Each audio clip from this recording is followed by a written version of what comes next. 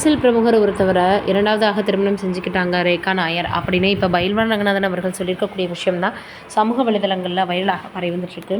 பொதுவாகவே யாரையாவது எதையாவது சொல்லி சமூக வலைதளங்களில் மிகப்பெரிய அளவில் எல்லோரையுமே ரொம்பவே சர்ச்சைக்கு உள்ளாக்கி விட்டு போயிடுவார் பயில்வான் ரங்கநாதன் அவர்கள். அவரை பற்றி நிறைய பேர் என்னதான் திட்டினாலும் அவர் மட்டுமே சில விஷயங்களில் பேசுகிறத நிறுத்தவே மாட்டேங்கிறாரு அப்படின்னு தான் சொல்லணும்.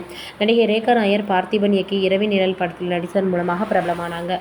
சோஷியல் மீடியாவிலையும் யூடியூப்லேயும் தைரியமாக தன்னுடைய கருத்துக்களை இவங்க பேசி முன் வச்சு வந்துட்டு இருந்தாங்க. அதோட இப்போ நிறைய படங்கள் அவங்க நடிச்சு வந்துட்டுருக்காங்க.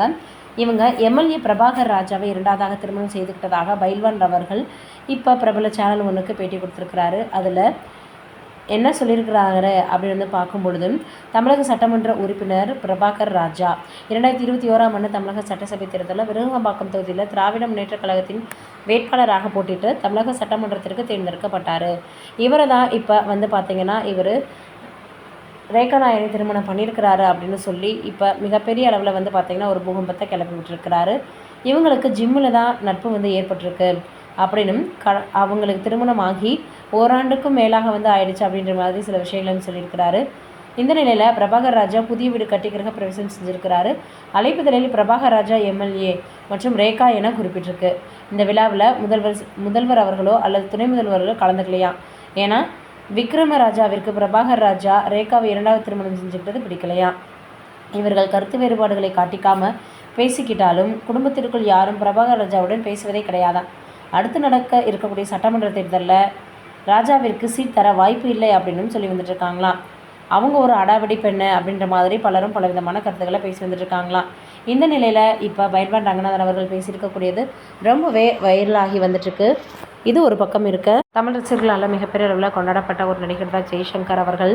இவர் மிகப்பெரிய அளவில் ஒரு தவறான முடிவால் திரை வாழ்க்கையவே இழந்துட்டார் அப்படின்னு தான் சொல்லணும்.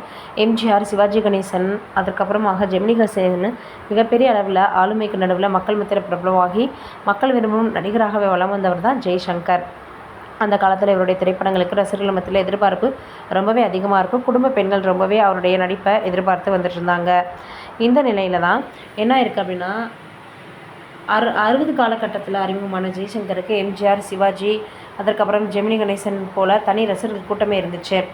ஜெய்சங்கர் கதாநாயகனாக எந்த அளவுக்கு திரைப்படங்கள் நடித்தாரோ அதே போல் பல முன்னணி நடிகர்களின் படங்களிலுமே முக்கியமான கதாபாத்திரம் நடித்து வசத்தியிருப்பார். பல ஆண்டுகளாக கதாநாயகனாக நடித்து கொண்டிருந்த ஜெய்சங்கர் ரஜினிகாந்த் நடித்த முரட்டுக்காலை படத்தில் வில்லனாக நடித்தார். எஸ்பி முத்துராமன் இயக்கத்தில் 1980ஆம் ஆண்டு வெளியான இந்த திரைப்படம் மிகப்பெரிய அளவில் வெற்றி பெற்றது. இந்த திரைப்படத்திற்கு பிறகு ரஜினிகாந்த் மிகப்பெரிய அளவில் கொண்டாடப்படும் நடிகராக மாறினார். ரஜினிகாந்துக்கு திருப்பு மொழியை ஏற்படுத்தி கொடுத்த முரட்டுக்காலை திரைப்படம் ஜெய்சங்கருக்கு வேறு விதமான பாதை காட்டியது அப்படின்னு தான் சொல்லணும். அவர் அந்த படத்தில் வில்லனாக நடிக்க அக்செப்ட் பண்ணிக்கிட்டு அவர் எடுத்த முடிவு தான் ரொம்பவே தப்பாயிடுச்சு அப்படின்ற மாதிரி இப்போ பார்த்திங்கன்னா எல்லோருமே பேசி வந்துட்டுருக்காங்க.